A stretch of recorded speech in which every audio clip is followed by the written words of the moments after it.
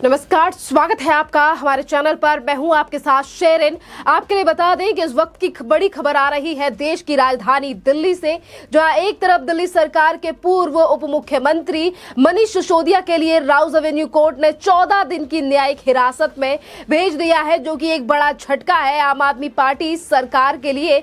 तो वहीं दूसरी तरफ फिर एक बार मनीष सिसोदिया को लेकर राजनीति हो गई है दिल्ली में तेज। अब लगातार आरोप प्रत्यारोप की राजनीति का दौर जो है वो फिर एक बार दिल्ली में शुरू हो गया है।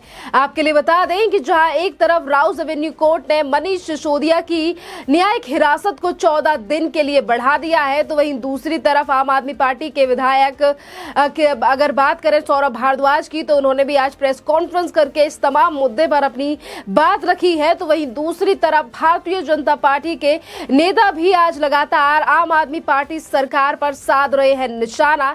जहां एक तरफ बीजेपी नेता कपिल मिश्रा ने कहा है कि अब मनीष सिसोदिया की होली मनेगी जेल में, तो वहीं दूसरी तरफ तजिंदर सिंह पाल बग्गा ने कहा है कि सत्यमेव जयते। और वहीं दूसरी तरफ दिल्ली बीजेपी के प्रवक्ता हरीश खुराना ने कहा है कि कानून जो है वो सही तरीके से अपना काम कर रहा है।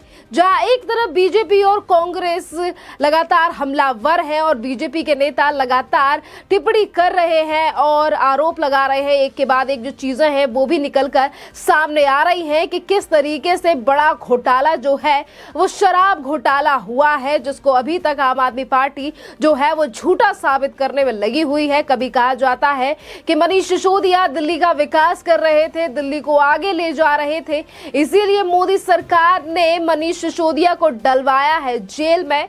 तो वहीं दूसरी तरफ लगातार कानून की अगर नजरों से हम बात करें तो मनीष सिसोदिया की मुश्किलें जो है वो बढ़ती हुई नजर आ रही है।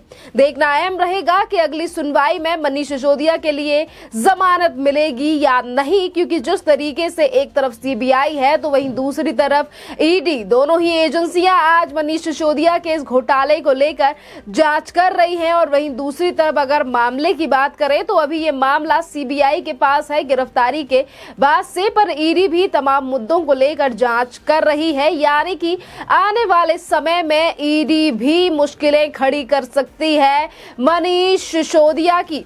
इसी के साथ अगर हम बात करें कांग्रेस नेत्री अलका लांबा की, तो अलका लांबा ने भी अपने ट्विटर पर एक पोस्ट शेयर किया है जिसपे एक लेटर, यानी कि जिन लेटरों को लेकर लगातार अभी आम आदमी पार्टी की सरकार की तरफ से कहा जा रहा था कि दिल्ली के बच्चे काफी ज्यादा परेशान हैं और इसीलिए जो है वो दिल्ली के पूर्व डिप्टी सीएम और पूर्व शिक्षा मंत्री मनीष सिसोदिया के लिए लिख रहे हैं लेटर, क्योंकि बच्चे काफी ज्यादा परेशान हैं। और एक ऐसा ही लेटर शेयर किया गया है कांग्रेस की महिला नेत्री यानी कि अलका लांबा की तरफ से, दिल्ली करके जो है हैशटैग करके ये जो ट्वीट है वो किया गया है अलका लांबा की तरफ से। और उस लेटर में लिखा हुआ है, सीबीआई वाले अंकल, मनीष सिसोदिया को मत छोड़ना। मेरे पापा भाई रोजाना शराब पीते थे और मम्मी को मारते थे।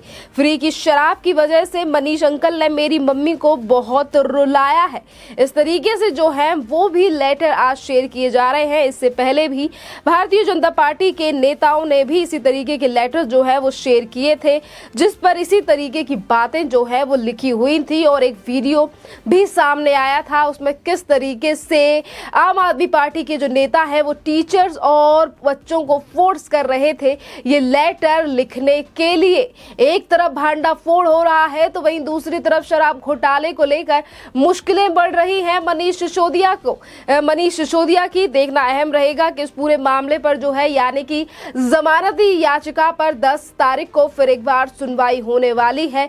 क्या इस बार मनीष सिसोदिया के लिए मिल पाएगी बेल या फिर वो रहेंगे ही जेल में? और अगर हम बात करें तिहाड़ जेल की, तो आपके लिए बता दें कि आज भारतीय जनता पार्टी के भी नेता अब लगातार यही बात कह रहे हैं कि आज मनीष सिसोदिया की होली जो है वो सत्येंद्र जैन के साथ तिहाड़ जेल में मनेगी। और वही तिहाड़ जेल जहां पर कई बार सत्येंद्र जैन को अय्याशियां करते हुए देखा गया है।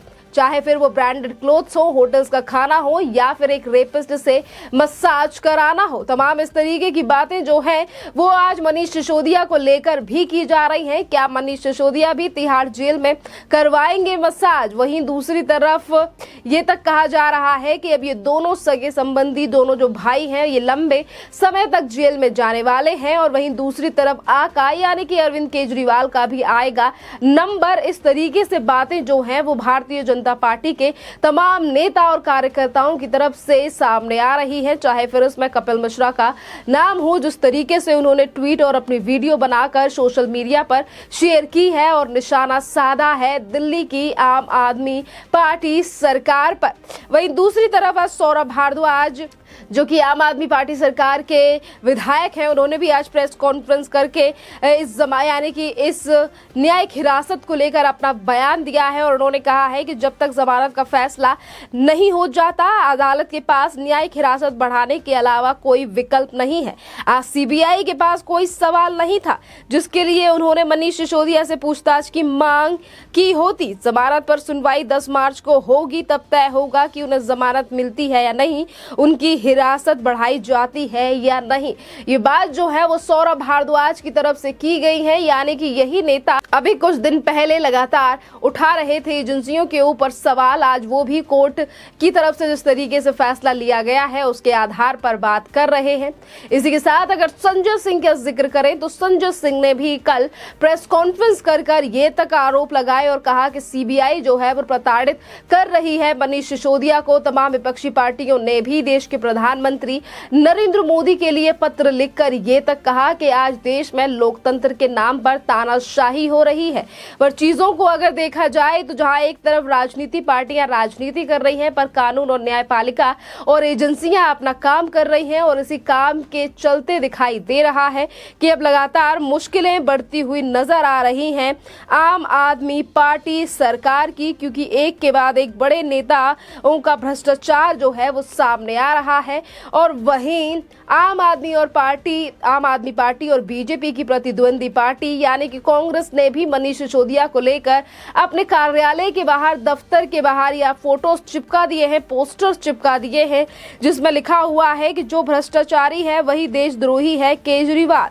इस तरीके से जो है वो लगातार सवाल उठाए जा रहे हैं। आज कांग्रेस पार्टी की भी तरफ से देखना अहम रहेगा कि अपनी पार्टी और अपनी सरकार को कट्टर ईमानदार बताने वाले अरविंद केजरीवाल इस पूरे मसले को लेकर क्या बयानबाजी करेंगे। फिलहाल वो अन्य राज्यों के चुनावों में व्यस्त हैं और वहां पर भी वो इन्हीं बातों को कह रहे हैं कि हमारी सरकार जो है वो अगर इन राज्यों में बनती है तो वो कट्टर ईमानदारी वाली सरकार रहेगी। पर अगर इसी के विपरीत दिल्ली यानी कि देश की राजधानी और पंजाब में देखा जाए तो हालात जो हैं वो विपरीत ही दिखाई दे रहे हैं। जिस तरीके से जमीनी हकीकत जो है वो सामने आ रही है कि एक के बाद एक बड़े नेता, विधायक, पार्षद जो है वो पंजाब में पकड़े जा रहे हैं भ्रष्टाचार के मामले को लेकर, तो वहीं दूसरी तरफ घोटाले हो रहे हैं दिल्ली यानी कि देश की राजधानी में। चाहे फिर वो दिल्ली के पूर्व स्वास्थ्य मिनिस्टर हो या फिर शिक्षा मिनिस्टर, अब दोनों ही लोग जो हैं वो तिहाड़ में हैं। देखना अहम रहेगा कि तिहाड़ से कब छुट्टी मिलती है मनीष सिसोदिया के लिए। न्यायिक हिरासत के बाद क्या ईडी भी रिमांड की मांग करेगी? और अगर रिमांड की मांग ईडी की तरफ से की जाती है तो मुश्किल ही है कि मनीष सिसोदिया जल्द ही घर वापस आए। और इसी तरीके से बात जो है वो दिल्ली की जनता की तरफ से भी की जा रही है कि जो लोग बताते थे अपने आप को ईमानदार, आज वो सबसे ज्यादा भ्रष्टाचार करते हुए नजर आ रहे हैं। खैर, इस पूरे मामले पर आपकी जो भी राय हो आप हमें कमेंट करके जरूर बताइए। धन्यवाद।